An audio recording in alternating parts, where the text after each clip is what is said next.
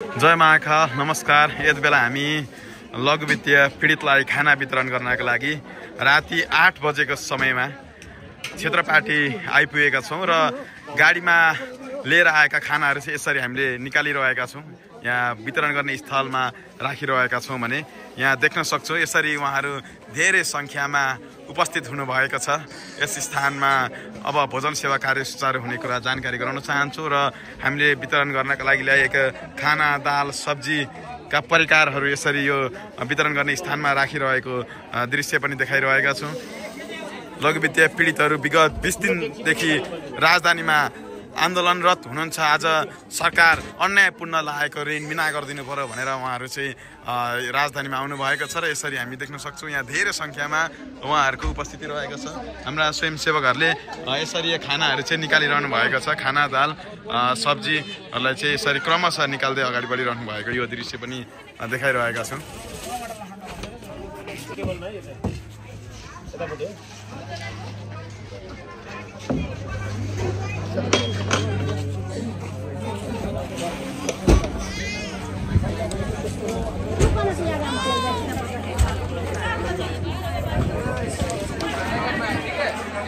नहीं करना है खाने के लिए, सबको मिलेगा खाना।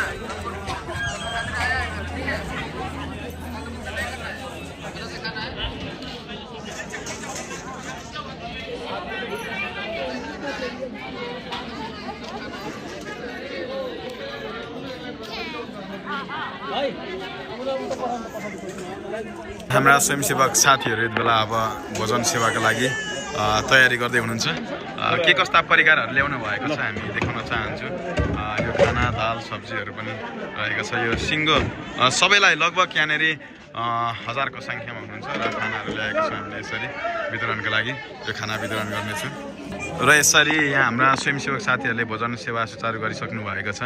हामी यहाँ देख्न सक्छौँ सानो सानो बच्चाको लागि आफैले यहाँ थापेर जुतिरहेको यो दृश्य पनि देखाइरहेको छ र उहाँहरू जो लाइनमा बस्नु भएको छ लाइनमा चाहिँ बसिरहँदाखेरि हामीले वितरण गरिरहेका छौँ उहाँहरूलाई।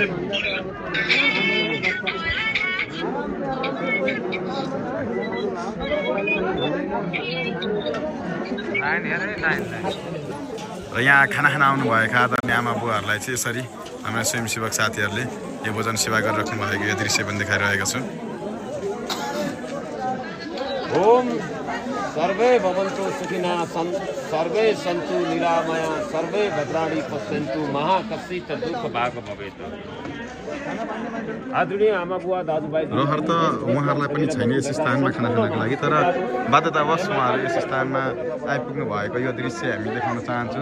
राजधानीमा चाहिँ यसरी उहाँहरू सरकारसँग अन्यायपूर्ण ऋणको चाहिँ मिना गरिदिनु पर्यो सरकार भनेर आउनुभएको हो र यसरी चाहिँ अन्यायपूर्ण ऋणको मिना गरिरहँदा आज सरकारले हाम्रो आवाज सुनेको छैन। सरकारले हाम्रो चाहिँ आवाज सुन्नु पर्यो भन्ने उहाँहरूको माग छ। तर पनि आज सरकारले व्यवस्था गरेर गाउँघरबाट लिएर आएको दाल चामलहरू सकिसकेको छ। अब राजधानीमा कसरी बस्ने होला के खाने होला भनेर चिन्ता व्यक्त गरिरहेको उहाँहरूलाई चाहिँ यसरी हाम्रो संस्था जय महाकाल युवा समूहले यो खाना वितरण गरिरहेको यो दृश्य पनि देखाइरहेको छौँ। खाना दाल सब्जी अचार आज सलद परिकारहरू चाहिँ वितरण गरिरहेका छौँ र यसरी यहाँ हामी देख्न सक्छौँ उहाँहरूलाई चाहिँ यो खाना वितरण यसरी गरिएको छ। धेरै सङ्ख्यामा उहाँहरूको चाहिँ यहाँ उपस्थिति रहेको छ, धेरै सङ्ख्यामा आउनुभएको छ र हामीले चाहिँ यसरी यहाँ खाना दाल सब्जी अचार सलादका परिकारहरू वितरण गरिरहेका छौँ।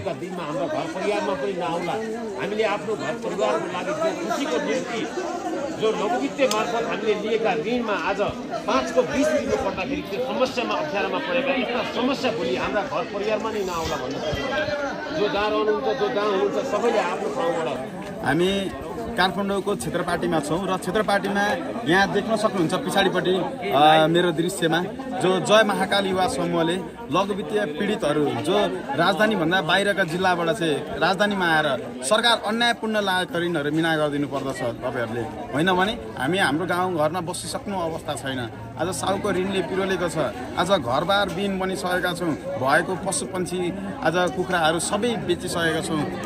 आज गाईबस्तुहरू सबै बेचिसकेका छौँ। अब केही पनि छैन। केवल सरकारसँग न्याय माग्नको लागि मात्र हामी राजधानी आएका छौँ। अब न्याय दिनुपर्दछ सरकारले भनेर आज न्यायको भिख मागिरहेका चाहिँ जो आज लघुवित्तीय पीडितहरू हुनुहुन्छ 1000 भन्दा बढीको सङ्ख्यामा यति बेला क्षेत्रपाटीमा बसिरहनु भएको छ र उहाँहरूलाई जो 15 दिनसम्म गाउँघरबाट ल्याएका चामलहरू या विभिन्न व्यक्तिहरूले सङ्घ संस्थाहरूले साथ सहयोग गरेका थिए 15 दिनसम्मको साथ सहयोगले उहाँहरू बाँचिरहनु भएको थियो 2 चाक खाना खाइरहनु भएको थियो तर जब 15 दिन पश्चात उहाँहरूसँग कुनै पनि त्यस्ता खाद्यान्नहरू आज कोही पनि उहाँहरूलाई त्यसो साथ सहयोग गर्नको लागि नआइरहँदाखेरि हाम्रो संस्थाले विगत 3 वर्षदेखि जब उहाँहरू आन्दोलनरत हुनुहुन्थ्यो त्यही बेलादेखि नै खाना सेवा गरिरहँदाखेरि फेरि पूर्ण हामीलाई हाम्रो संस्थालाई चिठी आह्वान आज गरिरहँदाखेरि उहाँहरूले चाहिँ हामीले यस स्थानमा भोजन लिएर आएका छौँ आज 4औं दिन भइसकेको छ हामीले निरन्तर उहाँहरूलाई भोजन सेवा गरिरहेका छौँ र तपाईँलाई यहाँ देख्न चाहन्छु हामी यसरी चाहिँ हाम्रा स्वयंसेवक साथीहरूले यहाँ भोजन सेवा लिइरहनु भएको छ जो उहाँहरूलाई चाहिँ भोजन सेवा गरिराख्नु भएको यो दृश्य पनि हामीले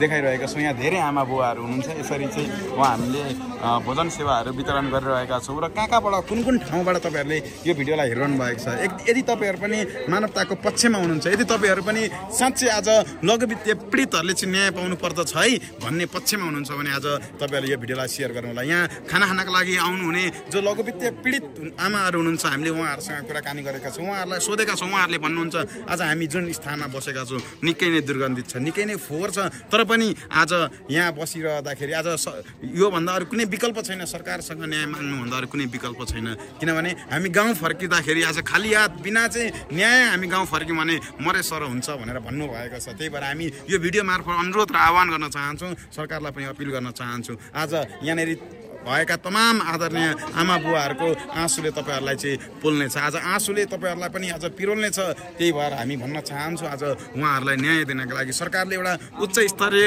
छानबिन समिति गठन गरेर आज उहाँहरूलाई वार्ता गरोस् भन्ने हामी कामना गर्न चाहन्छौँ र सरकारले वार्ता चाहिँ चाँडोभन्दा चाँडो गरिदिएर उहाँहरूलाई घर फर्काओस्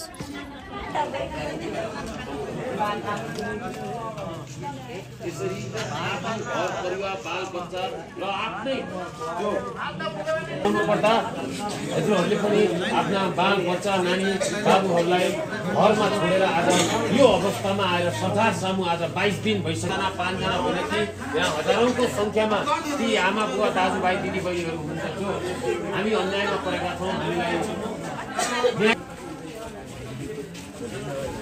मलाई हुन्छ त्यत्रो पनि चाहिन्न मलाई कति भयो हुन्छ लाइनमा आउनु दिदी बहिनी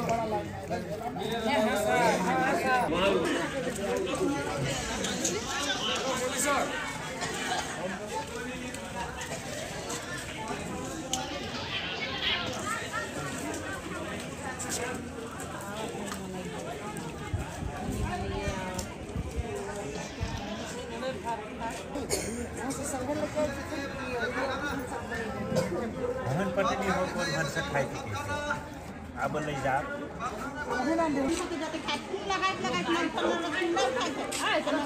जगह में खाई छी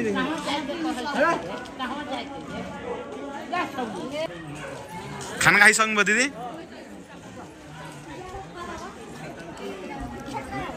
खाना खानुभयो आमा खाना खानुभयो पुग्यो खाना खाइसक्नुभयो आमा खाना खानुभयो